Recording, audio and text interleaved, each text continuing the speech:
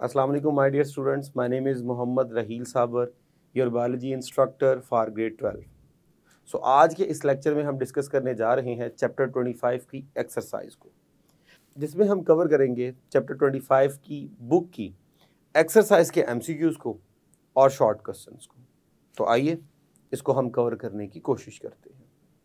आज के इस लेक्चर में हम डिस्कस करने जा रहे हैं हमारी टेक्स्ट बुक के चैप्टर 25 की ऑब्जेक्टिव, जिसमें हम डिस्कस करेंगे उसके एमसीक्यूज को और उसके शॉर्ट क्वेश्चंस को।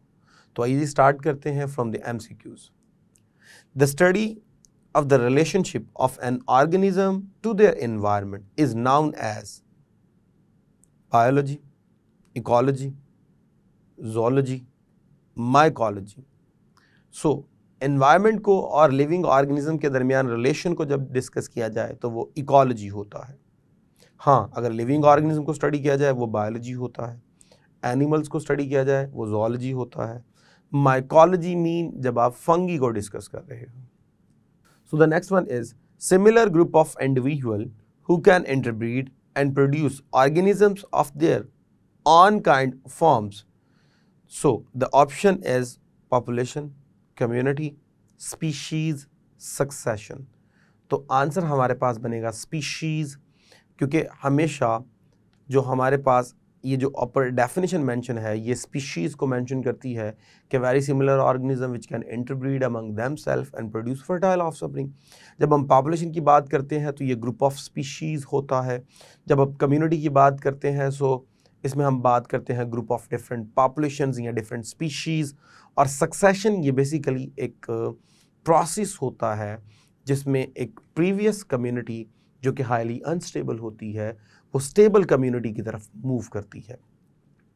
सो the next one is when living organism and non living organism components interact to produce a stable system in which exchange of the material with the flow of the energy take place, it form an environment, ecosystem, stable community, ecological succession. So it will be ecosystem. तो ये basically ecosystem की definition को express किया जा रहा है।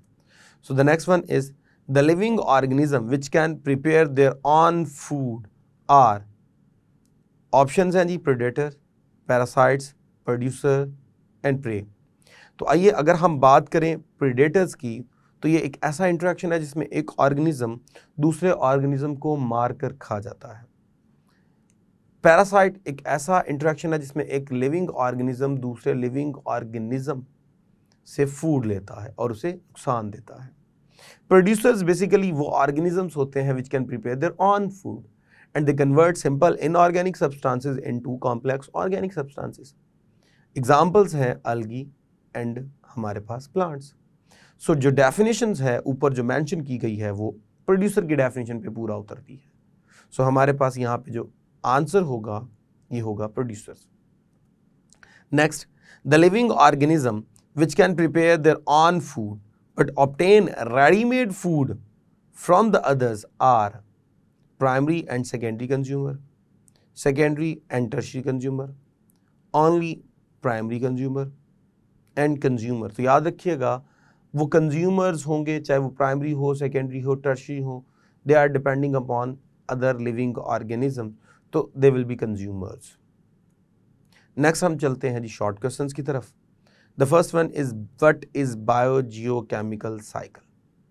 So basically बेशुमार हमारे environment में ऐसे chemicals हैं, ऐसी substances हैं which are moving from environment to in the body of the living organism और दोबारा body से they are moving back into the environment. So वो तमाम chemicals which are moving from environment to inside the body of the living organism and from living organism to the outside the environment, they are called as biogeochemical cycles।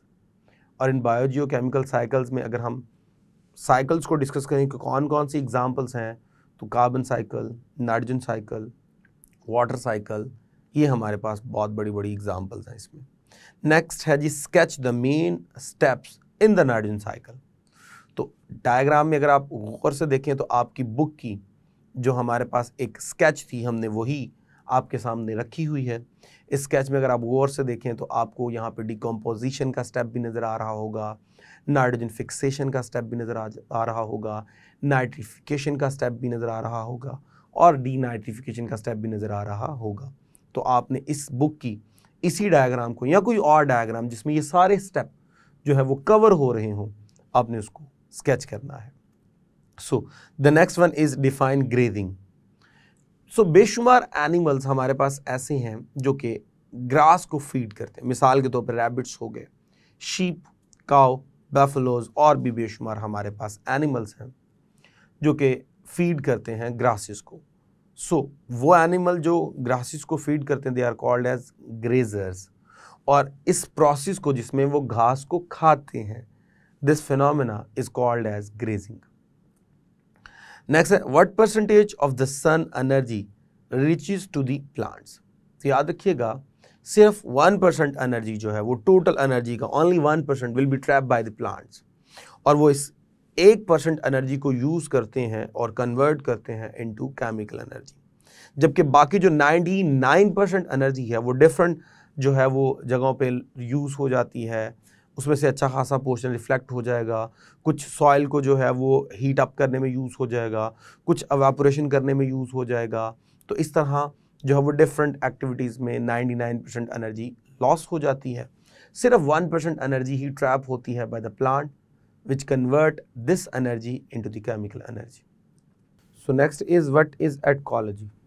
So study of the single population or single species in relation to the environment is called as ecology. जब आप एक single population को या एक single member को discuss कर रहे हो और उसका एनवायरनमेंट से रिलेशन डिस्कस कर रहे हो, तो वो हमारे पास जो है वो ecology कहलाता है। सपोज कीजिए आपके पास कोई एक स्पेसिफिक बर्ड है या उसका एक पूरा ग्रुप है, या कोई एक स्पेसिफिक प्लांट है या उसका एक पूरा ग्रुप है, तो आप उसकी जो है वो कर रहे हो, प्लांट की केस में आप उसकी कल्टीवेशन कर रहे हो और बर्ड के केस में आप उसको ग्रो करवा रहे हो।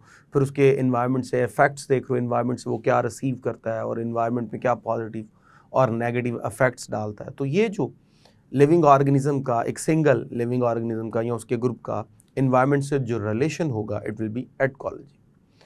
Or the next one is define synecology.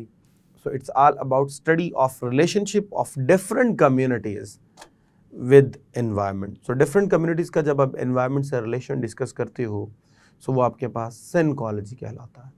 अब इसमें different species होंगी तो इसमें species level discuss होगा, इसमें different populations होंगी तो population level भी discuss होगा, different communities जो है वो डिस्कस हो रही हैं तो कम्युनिटी लेवल भी होगा।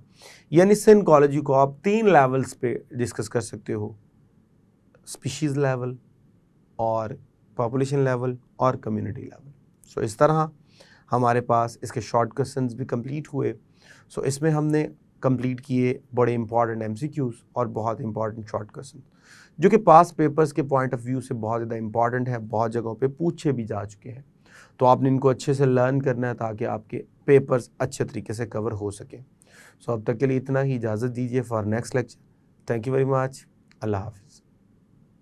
सो डियर स्टूडेंट्स, इस लेक्चर में हमने डिस्कस किया चैप्टर 25 की एक्सरसाइज के MCQs को और इसके इम्पॉर्टेंट शॉर्ट क्वेश्चंस को। बहुत इंपॉर्टेंट शॉर्ट क्वेश्चंस हैं, बहुत इंपॉर्टेंट MCQs हैं। इनको अच्छे से आपने लर्न करना है ताकि आपको फाइनल पेपर्स में आसानी हो, क्योंकि इनको फाइनल्स पेपर्स में पूछा जा सकता है और बड़ी दफ़ा पूछा जा चुका है। सो अब तक के लिए इतना ही, इजाज़त दीजिए। Thank you very much. अल्लाह हाफिज़।